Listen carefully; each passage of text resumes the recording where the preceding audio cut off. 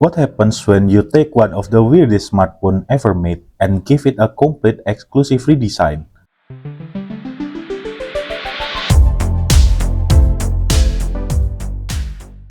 This is the career exclusive SQW100-3. Welcome back to Retro Relic.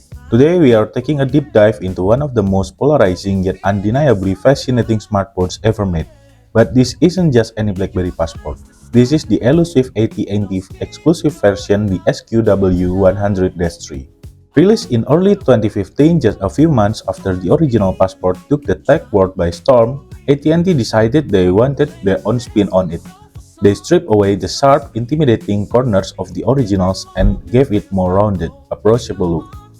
Today we are going to explore what makes this specific variant a true masterpiece of industrial design, how it feels in the hand, and whether this 2015 productivity piece holds any charm in today's world. When you look at the standard BlackBerry passport, it looks like a literal passport, sharp edges, rigid lines, a pure enterprise tool. But the AT&T version changed the whole vibe. The rounded corners completely alter the ergonomics. It feels more natural when sliding into a pocket, and it doesn't dig into your palms when typing for long periods. Beyond the corners, the matte black finish on the back cover feels incredibly premium. It has the subtle rubberized texture that gives you a confident grip. And let's not forget the metal chassis that wraps around the device, giving it a heavy, solid, and indestructible feel that modern glass sandwiches simply cannot match. Now let's talk about the main event, the physical QWERTY keyboard. BlackBerry condensed it into 3 rows by moving punctuation to the touchscreen. It takes a bit of getting used to, but once your muscle memory kicks in, it's a typing experience like no other. But the real magic lies in its capacitive touch capability. The entire keyboard acts as a trackpad. You can swipe down to scroll through a web page or swipe back to delete a word. Combined with that massive 4.5-inch square display, which has a resolution of 1440 by 1440 pixels, reading emails and viewing spreadsheets on this device feels incredibly productive. You don't realize how much horizontal space you are missing on modern narrow phone until you try this. Under the hood, it's powered by a Snapdragon 801 processor paired with 3GB of RAM. Back in the day, BlackBerry 10 OS ran like butter on this hardware. The multitasking gestures were years ahead of their time, and the BlackBerry Hub remains, in my opinion, the best notification center ever conceived. Of course, using this in 2026 comes with obvious limitations. The BlackBerry 10 infrastructure is gone and sideloading apps is a challenge. But as a piece of mobile history, as a dedicated distraction-free writing tool, or a beautiful retro-correctable, the BlackBerry Passport AT&T Edition stands in a league of its own.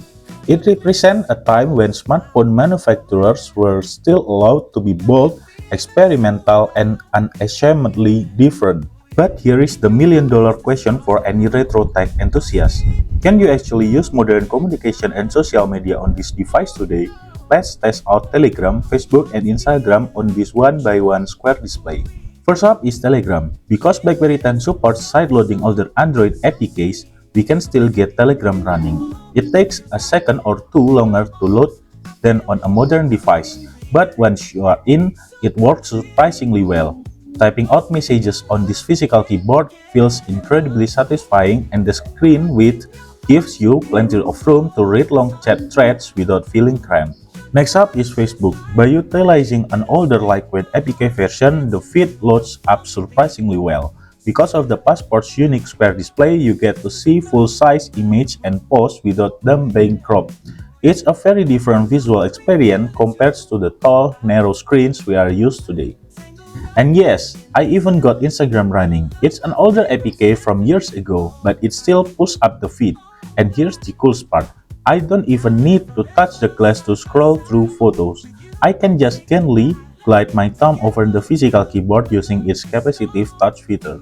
It takes a bit patience to find the exact APK version that still handshake with the modern server, but seeing this app running on a 2015 BlackBerry in today's world, that is exactly what makes retro tech restoration so rewarding. Thanks to Project Berry that keeps the BlackBerry 10 community alive. Thank you for watching this episode of Retro Relic. Let me know in the comments, do you prefer the sub corners of the original passport or this rounded AT&T design? Don't forget to like, subscribe, and I'll see you in the next one.